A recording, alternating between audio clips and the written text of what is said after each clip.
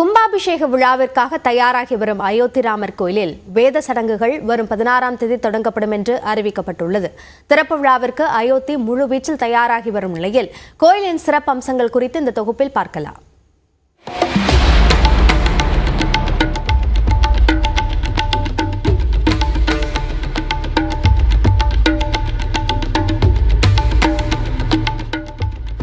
மத்திய பிரதேசத்தில் உள்ள புகழ்பெற்ற கந்தாரியா மகாதேவ் கோவில், ஒடிஷாவின் கோனார் கோயில் ஆகியவற்றை பின்பற்றி அயோத்தி ராமர் கோவிலும் வட மாநிலங்களுக்கே உரித்தான நாகரா பாணியில் கட்டப்பட்டுள்ளது. ஸ்ரீ ராம் ஜென்ம பூமி தீர்த்த கஷேத்ரா அறக்கட்டளையின் சார்பில் 2000 கோடி ரூபாய்க்கும் அதிகமாக நிதி திரட்டப்பட்டு கட்டப்பட்டு வரும் கோவில் இறுதிக் கட்டத்தை எட்டி கும்பாபிஷேகத்திற்கு தயாராகி வருகிறது. அயோத்தி ராமர் கோவிலின் வடிவமைப்பு குஜராத்தின் அகமதாபாத்தைச் சேர்ந்த பாரம்பரியமிக்க சோம்புரா குடும்பத்தின் கலை முயற்சியில் உருவாகியுள்ளது. உலகளவில் 100க்கு மேற்பட்ட கோவில்களை சோம்புரா குடும்பம் வடிவமைத்துள்ளது.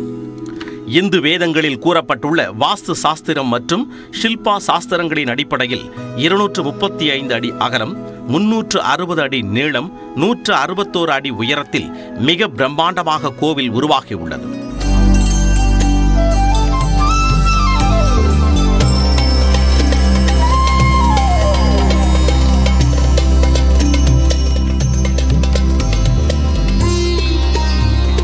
கம்போடியாவின் அங்கோர் வாட், அமெரிக்காவின் சுவாமி நாராயண் அக்சர்தாம் கோவில்களுக்கு அடுத்தபடியாக உலகளவில் மிகப்பெரிய கோவிலாக இது மாறும். 2.7 ஏக்கர் பரப்பளவில் பறந்து விரிந்துள்ள கோவிலில் 366 தூண்கள் அமைக்கப்பட்டுள்ளன. சிவனின் பல்வேறு அவதாரங்களை குறிக்கும் 18 சிலைகள், 10 தசாவதாரங்கள், 64 சௌசத் யோகினிகள், சரஸ்வதி தேவியின் 12 வடிவங்களை உள்ளடக்கியுள்ளது.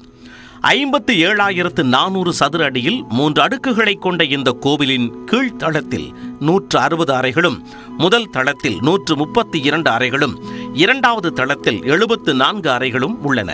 கோவிலுக்காக மொத்தம் 12 நுழைவு வாயில்கள் அமைக்கப்பட்டுள்ளன. கோயிலின் சுவர்களில் ராமரின் வாழ்க்கையை சித்தரிக்கும் கலை சிற்பங்கள் அழகுற வடிவமைக்கப்பட்டுள்ளன. கோயிலின் முக்கிய பகுதியான கருவறை எண்கோண வடிவம் கொண்டதாகும். கர்ப்ப கிரகத்தில் நிறுவப்பட உள்ள ராமர் சிலையின் மீது சூரிய கதிர்கள் படும் வகையில் கட்டடம் கட்டப்பட்டுள்ளது. மூலவர் ராமர் சிலை 5 அடி உயரத்தில் வெள்ளை பளிங்கு கல்லால் அமைக்கப்பட உள்ளது. 2100 கிலோ எடை உள்ள மணி எட்டாவில் இருந்து பிரத்யேகமாக செய்து கொண்டு வரப்பட்டுள்ளது. 1000 ஆண்டுகளுக்கு மேலான ஆயுட்காலம் கொண்டதாக கட்டப்பட்டுள்ள கோவிலில் பலகட்ட சோதனைகள் நடத்தி உறுதித்தன்மை ஆய்வு செய்யப்பட்டுள்ளது. கோவிலின் ஒவ்வொரு தளத்திலும் பிரார்த்தனை மண்டபமும் கீர்த்தனை மண்டபமும் அமைக்கப்பட்டுள்ளன. கோவிலின் முன்புறம் மிக பிரம்மாண்டமாக அனுமன் சிலை அமைக்கப்பட்டுள்ளது.